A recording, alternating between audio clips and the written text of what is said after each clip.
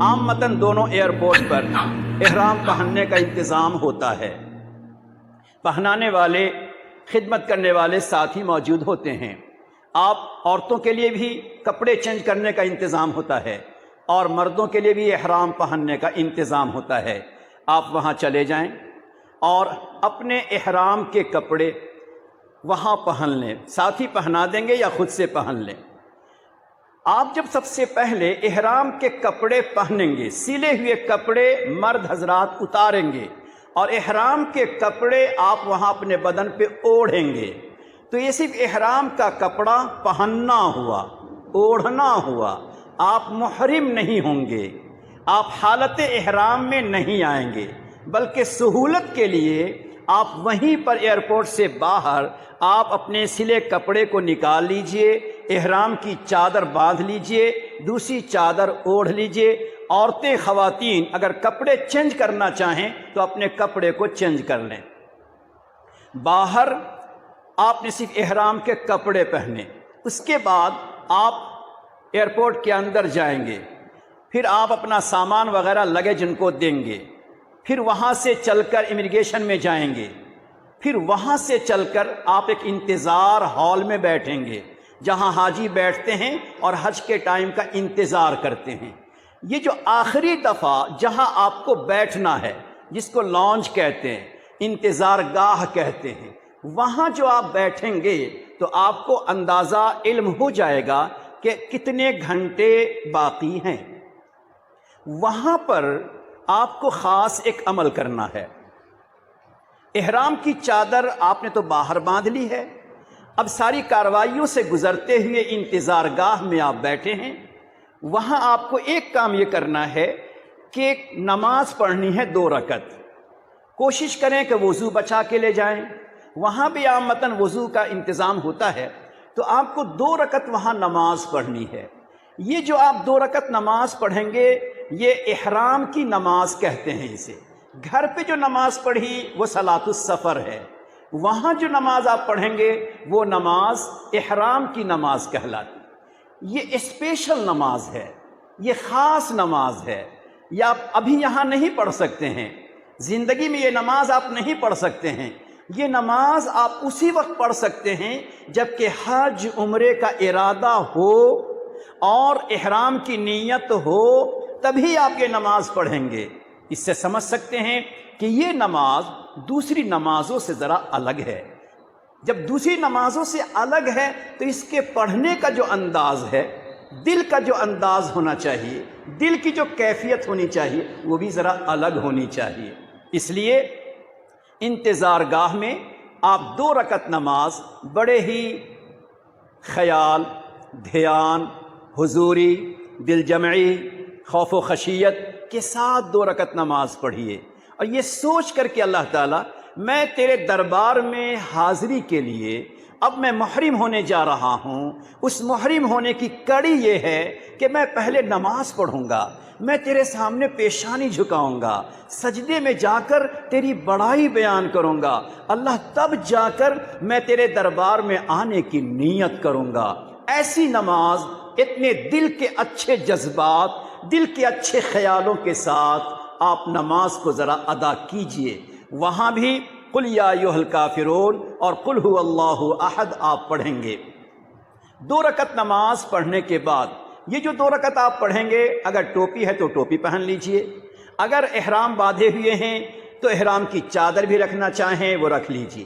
سلام پھیرنے کے بعد اب آپ ٹوپی ہٹا دیں، اگر چادر رکھی ہے اس کو ہٹا دیں، سر کھلا ہو، پھر اس کے بعد اب آپ تلبیہ پڑھیں گے، نیت کریں گے، اے اللہ میں احرام عمرے کی نیت کرتا ہوں، اسے آسان فرما اور اسے قبول فرما، کیونکہ توفیق دینے والا وہی ہے اور آسان بنانے والا بھی وہی ہے اور قبول کرنے والا وہی ہے۔ ہم تو بندہ محتاج ہیں، ہم تو نیاز مند ہیں، لہٰذا یہ دعا بہت ضروری ہے، اللہ آسان فرما، قبول فرما۔ یہ دعا پڑھنے کے بعد اب آپ پڑھیں گے تلبیہ، لبیک اللہم لبیک، لبیک لا شریک لک لبیک ان الحمد والنعمت لک والملک لا شریک لک۔ یاد رکھیے، یہاں بیٹھ کر ہم اور آپ ہزاروں نہیں لاکھوں مرتبہ اگر اس کو پڑھیں گے وہ ثواب نہیں ملے گا جو اب نماز پڑھنے کے بعد اس پر ثواب ملے گا۔ اس لیے یہ جو تلبیہ ہے، اس تلبیہ کی مثال تکبیر تحریمہ کی ہے کہ جیسے تکبیر تحریمہ کہہ کے انسان نماز میں داخل ہو جاتا ہے، نماز میں آنے کے بعد بہت سی چیزیں منع ہو جاتی ہیں، اسی طرح تلبیہ پڑھنے کے بعد اب آپ محرم ہو گئے، اب آپ حالت احرام میں آ گئے، اب احرام کی پابندی آپ پر شروع ہو گئی، لہٰذا اب آپ مہمان حرم بن گئے، ضیوف الاسلام بن گئے، پیارے نبی کے دربار کے مہمان بن گئے۔ اب سوچنا ہے کہ ہم کیا ہیں، اب ہم عام انسان نہیں رہ گئے، اللہ کے نگاہ کرم کی بنا پر ہمیں حرم کا مسافر، حرم کا مہمان بنایا گیا، تو پھر مہمان کو بھی تو مہمان کی طرح ہی رہنا پڑے گا۔ مہمان اگر مہمان کی طرح رہتا ہے تو میزبان کی الفتیں رہتی ہیں، میزبان کی طرف سے ضیافتیں رہتی ہیں، مہمان کی طرف سے تلاش، میزبان کی طرف سے تلاش رہتی ہے میرا مہمان کہاں ہے۔ اور اگر مہمان ہی اگر الٹپ رہے، غفلتوں میں رہے، آنکھوں کی حفاظت نہ ہو، زبان کی حفاظت نہ ہو، فون پہ کسی اور سے لگا ہوا ہو، تو جیسے دنیا کا میزبان کہتا ہے آیا تو میرے گھر ہے مگر اس کا دل و دماغ تو کہیں اور ہے، تو اللہ کہیں ایسا نہ کہہ دے آ تو رہے ہو میرے گھر مگر تیرا دل و دماغ تو کہیں اور ہے۔ اس لیے 2 رکعت نماز پڑھنے کے بعد، نیت کرنے کے بعد، تلبیہ پڑھنے کے بعد اب آپ ہمیشہ اس بات کو دھیان میں رکھیں کہ میں مہمان حرم ہوں، میں مہمان خدا ہوں۔ اسی بات کو دھیان میں بار بار جمانے کے لیے، غفلت سے بچانے کے لیے کیا کہا کہ تم بار بار تلبیہ پڑھتے رہو، لبیک اللہم لبیک۔ اور آپ جانتے ہیں لبیک یہ حاجی اب عام انسانوں سے الگ ہو گیا، اب یہ اللہ کا مہمان بن گیا، خدا کا بلایا ہوا انسان بن گیا۔ اب اس کی عظمت دیکھیں، اس کی عظمت دیکھیں کہ جب یہ تلبیہ پڑھتا ہے تو روایت میں آتا ہے کہ اس کے ساتھ ساتھ پرندے بھی تلبیہ پڑھتے ہیں، چڑیا بھی تلبیہ پڑھتی۔ کیوں؟ وہ جانتی ہے کہ اللہ کا بندہ اللہ کے دربار کا مسافر ہے، تلبیہ یہ پڑھتا ہے تو مجھے بھی ان کے ساتھ ساتھ پڑھنا چاہیے۔ لہٰذا حرم میں احرام میں آنے کے بعد ایئرپورٹ پر جہاز میں بیٹھ کر آپ کو زیادہ سے زیادہ تلبیہ پڑھنا ہے، درمیان میں استغفار، درود پاک، صلاۃ و سلام، قرآن کریم کی تلاوت، ہاتھ میں قرآن نہ ہو تو جو صورتیں یاد ہوں ان صورتوں کو پڑھا کیجئے اور ثواب اس کا پہنچایا کیجئے۔ یہ ایئرپورٹ پر احرام پہن لینے کے بعد سے لے کر جہاز میں بیٹھ کر بھی زیادہ سے زیادہ خیال کریں اپنے آپ کا۔ اور ایک بات اور کہ جب آپ جہاز جب اڑ جاتا ہے تو جہاز کے اڑنے کے بعد نہ آپ زمین پہ ہیں نہ آسمان پہ ہیں، بلکہ زمین و آسمان کے درمیان آپ خلا میں ہیں، اسپیس میں ہیں، ہے نا؟ تو اس اسپیس میں بھی ذرا اپنے اللہ کا ذکر کیا کیجئے۔ بعض اولیاء کرام کے بارے میں آتا ہے کہ وہ کبھی جنگل کے بیچ میں چلے جاتے تھے، کبھی جنگل کے کسی درخت پہ چڑھ جاتے تھے، کبھی دریا میں جہاں تک جا سکتے ہیں وہاں تک چلے جاتے تھے اور وہاں پہ جا کر اللہ کا ذکر کرتے تھے۔ تو پوچھا کسی نے کہ یہ کیا ماجرا؟ تو کہا میں ایسی جگہ بھی جا کر ذکر کرنا چاہتا ہوں جہاں کسی بندے نے ذکر نہ کیا ہو، تاکہ وہ جگہ بھی میرے واسطے گواہ بن جائے۔ ہم اور آپ الحمدللہ زمین پہ کچھ نہ کچھ تو کرتے رہتے ہیں، زمین و آسمان کا جو درمیانی حصہ ہے اس کو بھی ذرا گواہ بنا لیجئے، اور وہ جگہ گواہ بن جائے گی میرے مولا تیرا مہمان نہ زمین پہ نہ آسمان پر مگر تجھے یاد کرتا ہے، تیری تلاوت کرتا ہے، اللہ میں گواہ بنتا ہوں۔ لہٰذا یہ اڑنے کا جو زمانہ ہے، وقت ہے، اس کو بھی ذرا قیمتی بنائیے گا۔ ہوائی جہاز میں بہت سی دفعہ چہرہ فریش کرنے کے لیے پیپر دیتے ہیں، کپڑا دیتے ہیں، آپ چونکہ احرام کی حالت میں ہیں لہذا اس فریشر کو آپ کو استعمال نہیں کرنا ہے، لینا ہی نہیں ہے، استعمال ہی نہیں کرنا ہے۔ اسی طرح وہ اسپرے بھی کرتے ہیں، اسپرے سے اپنے آپ کو تھوڑا سا بچا لینا ہے۔ اگر انہیں اسپرے کر دیا تو اس کی وجہ سے ہمارا کوئی فرق نہیں پڑے گا، لیکن خوشبو کی چیزوں سے ہمیں بچنا ہے۔ اسی طرح وہ کچھ نہ کچھ مکواس دیتے ہیں، کھانے کے لیے چھوٹی چھوٹی پیکٹ دیتے ہیں، اس میں بھی خوشبو لگی ہوئی چیزیں ہوتی ہیں، اس سے ہمیں اپنے آپ کو بچانا ہے۔ یہ سفر جہاز کو آپ ذرا قیمتی بنائیے گا، میرے لفظ کو یاد رکھیے گا کہ یہ سفر جہاز آپ کا نہ زمین پہ ہے نہ آسمان پہ، خلا میں ہے، اس خلا کو بھی اپنی زندگی کا گواہ بنا لیجئے۔ جدہ ایئرپورٹ پر اترنے کے بعد آپ کچھ نہ کچھ تھک چکے ہوں گے اور کچھ نہ کچھ ایسی کارروائی ہوگی، کارروائی میں انتظار کرنا پڑے گا۔ وہاں ہو سکتا ہے آپ کی تھکاوٹ، نیند کی کمی، بدن کے درد کی بنا پر ہو سکتا ہے تھوڑا سا چڑچڑا پن آ جائے، آپ کے مزاج کے خلاف کوئی بات پیش آ جائے، تو وہاں آپ کو اپنے صبر کا امتحان دے دینا ہے۔ یہ فرسٹ امتحان ہوگا اس دیار مقدس پر اترنے کا کہ آپ کی زبان کیسی چلتی ہے۔ بعض ساتھی نہیں سمجھتے، ان کے ذہن میں کچھ ہوتا بھی نہیں ہے، مگر وہ آپ سے آگے کو بڑھ جائیں گے، اس کے ذہن میں کچھ بھی نہیں ہے، بیچارہ یہاں سے چلا اور آپ کھڑے ہیں لائن میں، وہ آگے کو بڑھ جائے گا۔ اب آپ ٹونٹ کریں گے، یہی سیکھنے آئے ہو، یہی سیکھ کر آئے ہو، کیا ضرورت ہے؟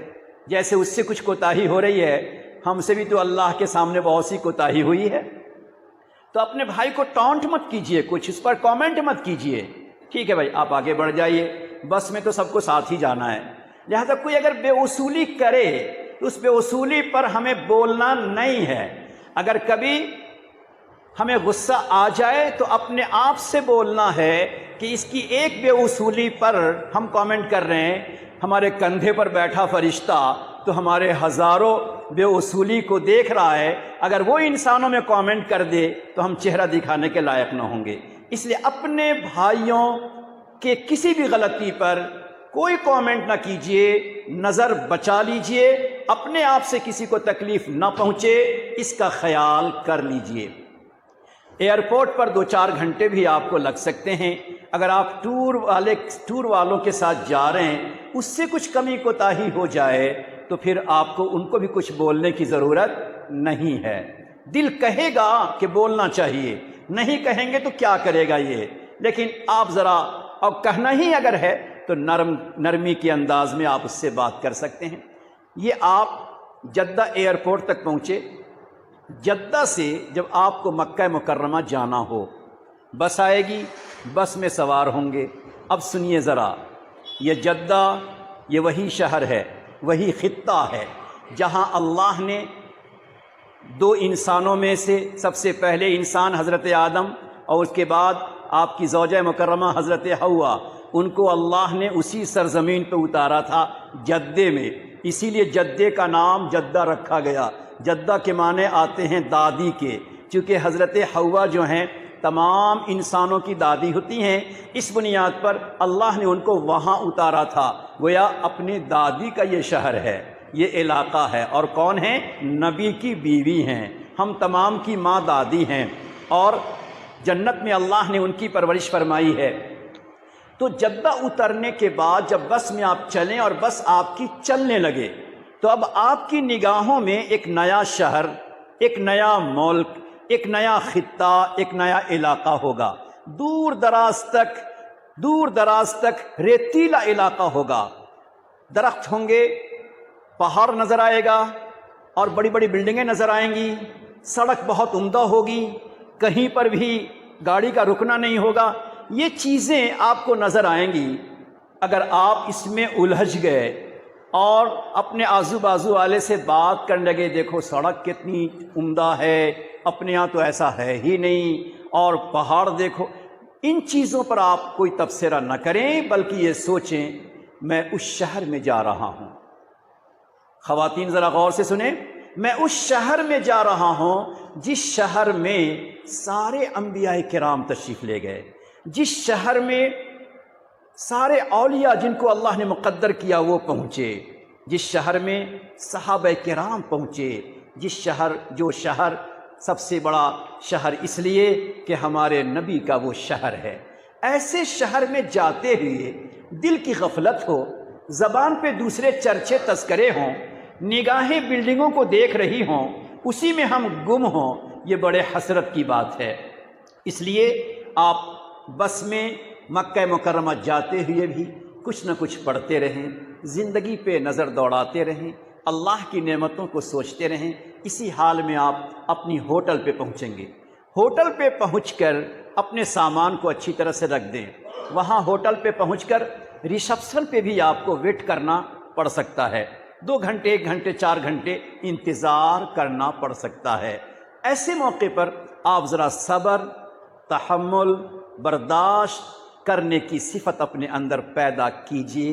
نبی صلی اللہ علیہ وسلم کے اس صبر کو یاد کیجئے کہ آپ حرم میں ہیں، آپ کے جسم اطہر پر اوجھڑی ڈالی جاتی ہے، مگر زبان سے کوئی شکوہ انسانوں سے نہیں ہے۔